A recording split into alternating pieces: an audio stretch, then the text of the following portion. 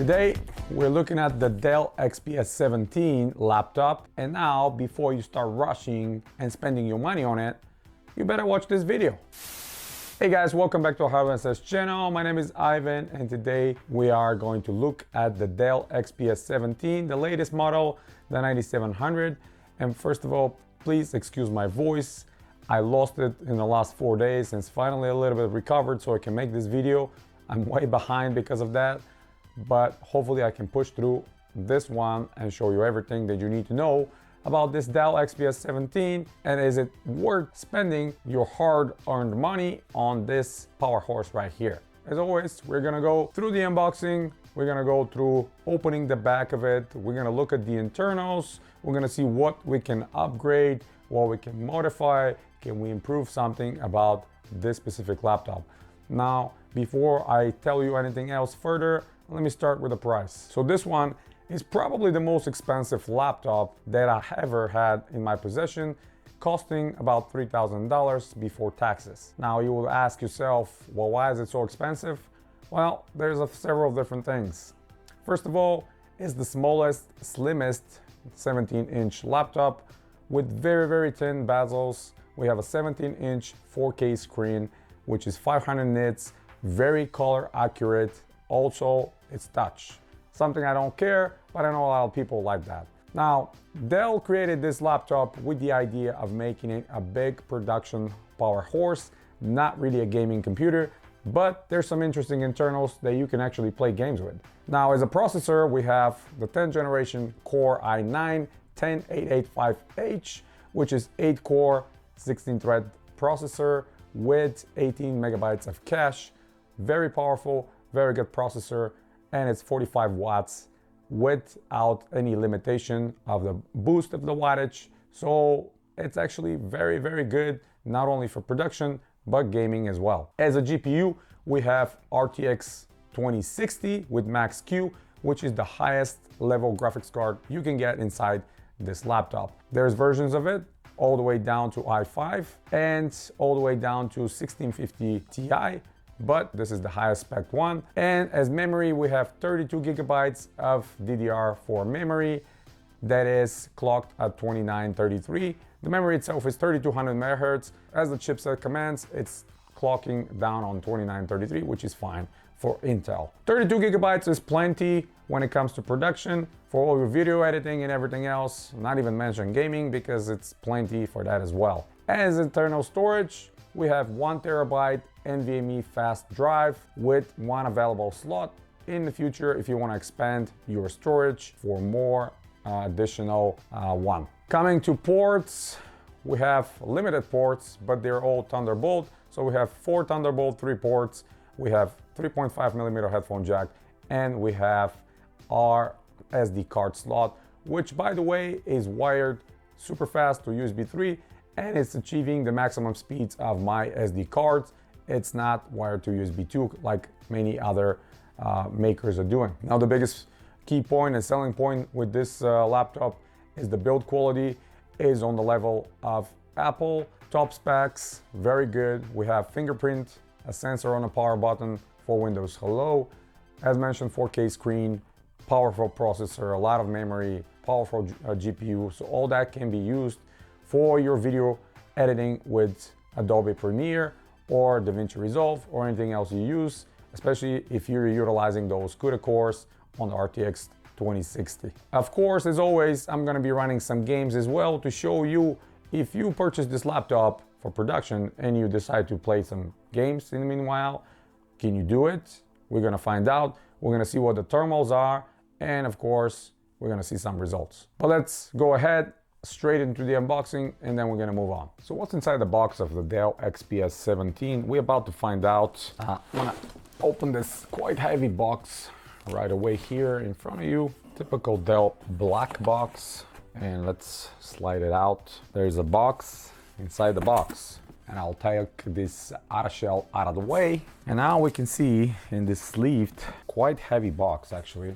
And there he is, the XPS 17 final box. We're gonna open it and see what's inside. There's the laptop sitting right on top. We have XPS insignia on the inside of the lid. And I'm gonna take the laptop out and see what else is included. Excellent presentation by Dell, I have to say. This is one of the best packages I've seen so far among all my other laptops. We have the charger right here underneath, which is obviously USB Type-C. Very nice and compact, well designed, and it's rated at 130 watts. Is it too low for the specs? We'll find out. I mean, we have on board RTX 2060, but it's Max-Q, and they are nicely including this tiny adapter, which has full-size HDMI and USB 3 full-size.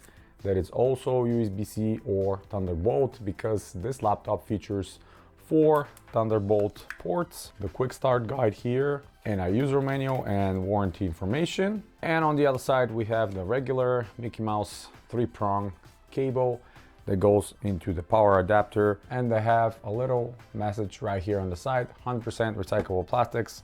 Great job, Dell.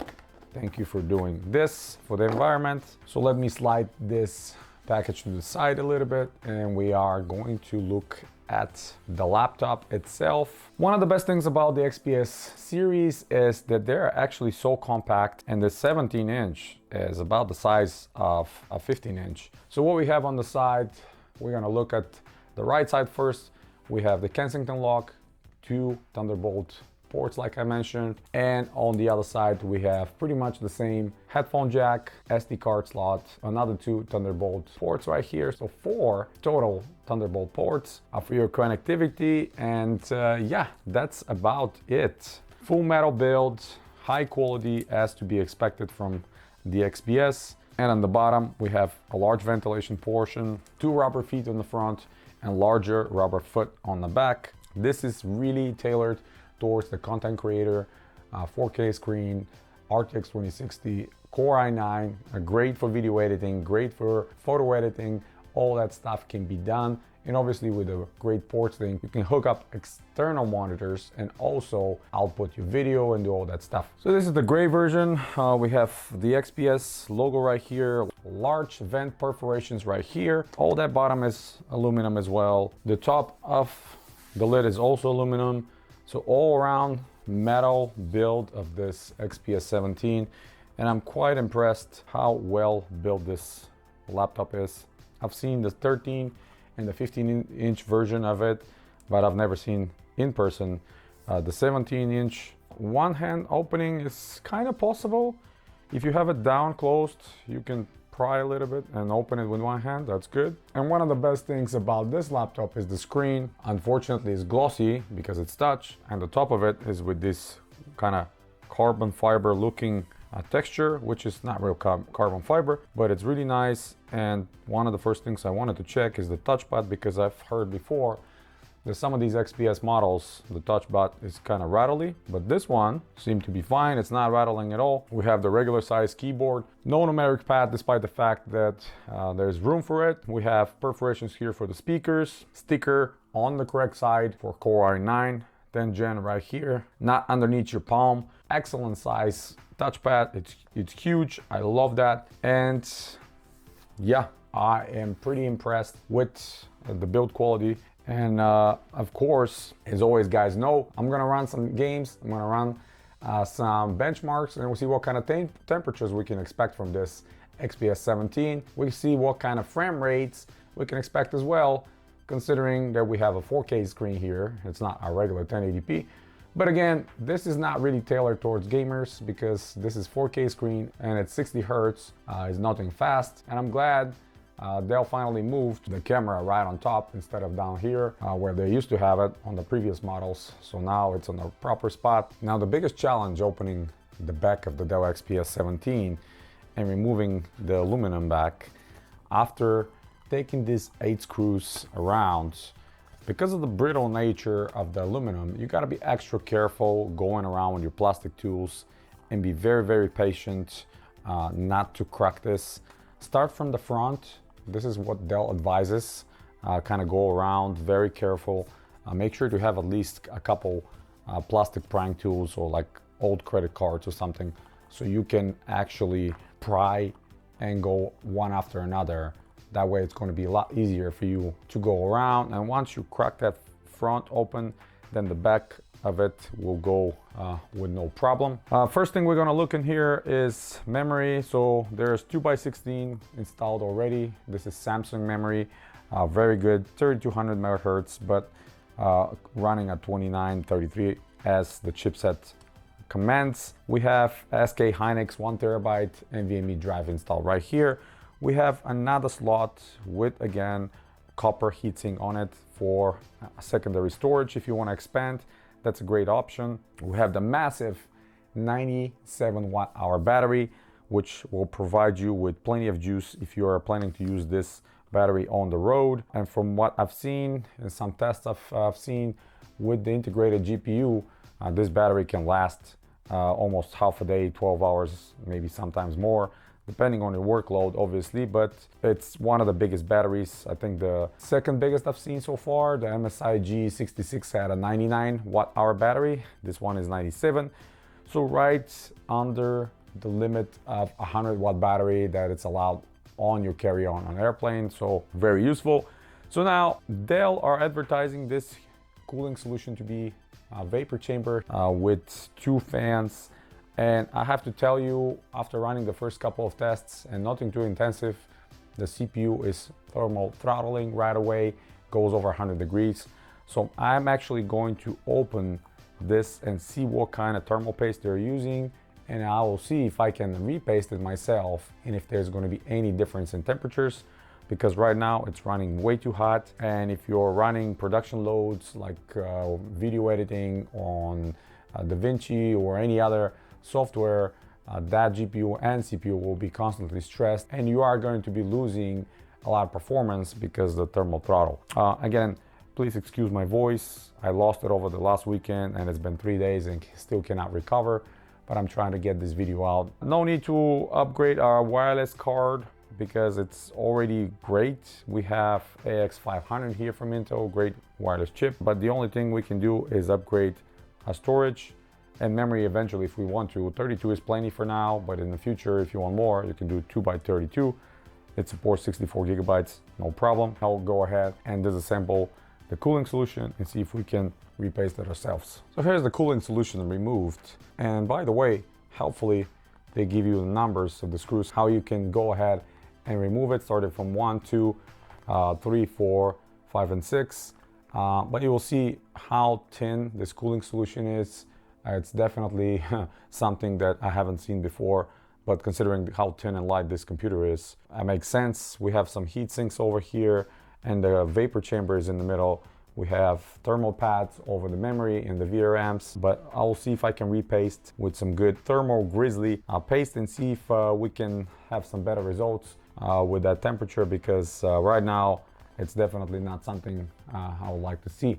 I'm gonna clean the thermal paste right now from here, the GPU and the CPU, and we're gonna repaste it. Now that I have everything repasted with thermal grizzly and I cleaned up the old thermal paste, we're gonna place back the heatsink over here, and hopefully we're gonna get better results, because so far I haven't been impressed with the results. Let me see. All we need to do is put the screws back on. I'm gonna put the lid back on and we're gonna fire it up and see if we're gonna get any improvement.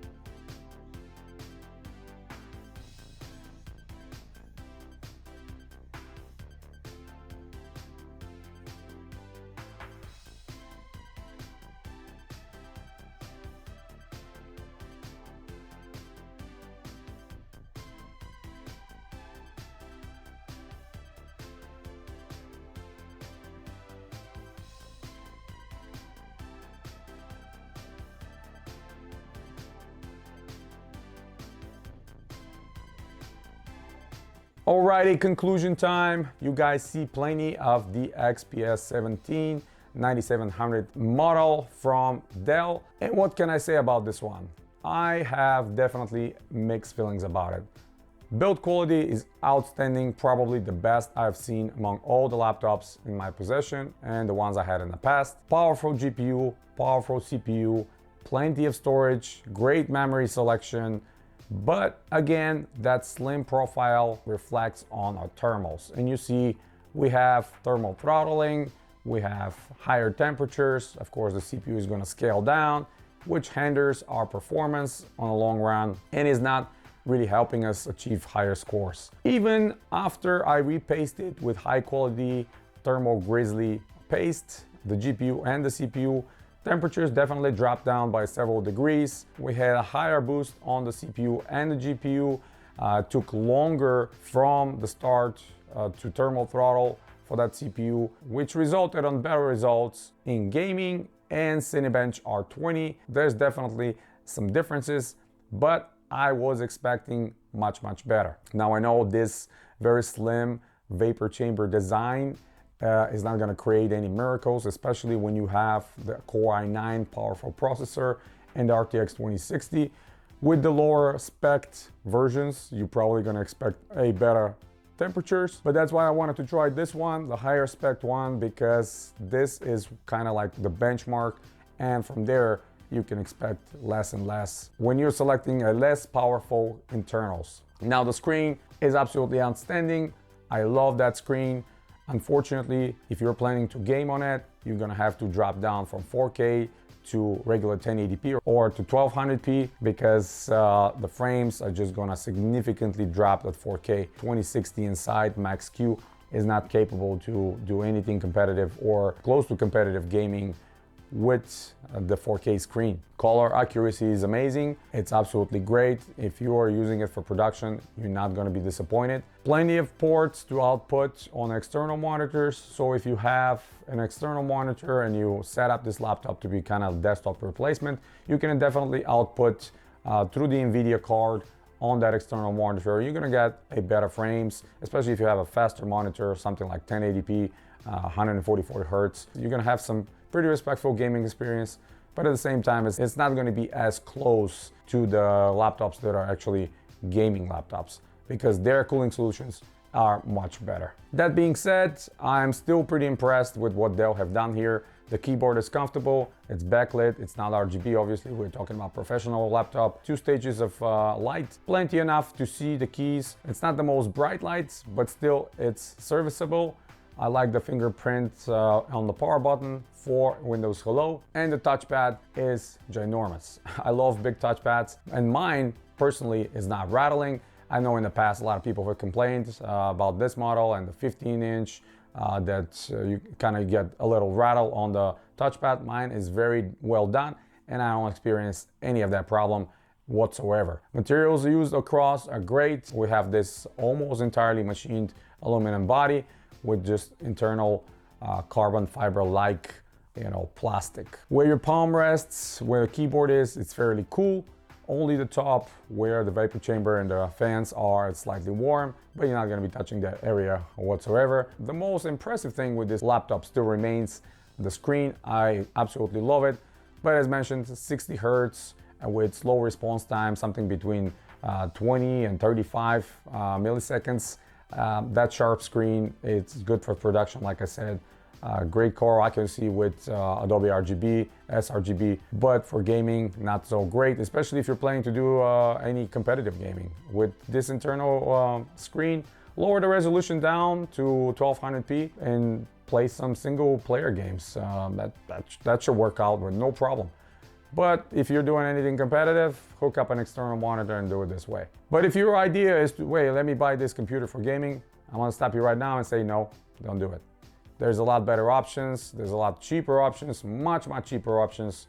You can get the Gateway Creator Series from Walmart for $7.99 right now. And this laptop will give you a lot better FPS. It will be a lot cooler, a lot quieter, and you're gonna have better experience gaming. But if you're going after production, if you're buying a laptop to do video editing on the go, or you don't have a lot of space to place a big desktop for production, this is a good option. I absolutely love what can deliver when it comes to video editing, and especially with the built-in screen, which is 4K again, very color accurate. That's pretty much it, guys. Ask me any questions. Do you want me to test anything else? Maybe exporting videos? Those of you that are interested, let me know. But again, it's a very expensive laptop, $3,000 over when you count the tax. If you're not really making money with it, editing videos or photos, don't go out there and spend your money on this one, because with a lot less money, you can get much higher FPS on gaming laptops. This is strictly tailored towards the production and towards the professionals that really need the power to do all their tasks. Hit the thumbs up if you like the video, stay tuned to the channel, subscribe if you're new. There's a lot more coming very soon. I have another very interesting laptop coming to the channel that I'm going to review very soon with you guys. A lot of comparison to do with the pre-builds. I have a couple ideas for modifications, a lot of different products. So we're going to stay busy here. And as always, guys, you have a wonderful day.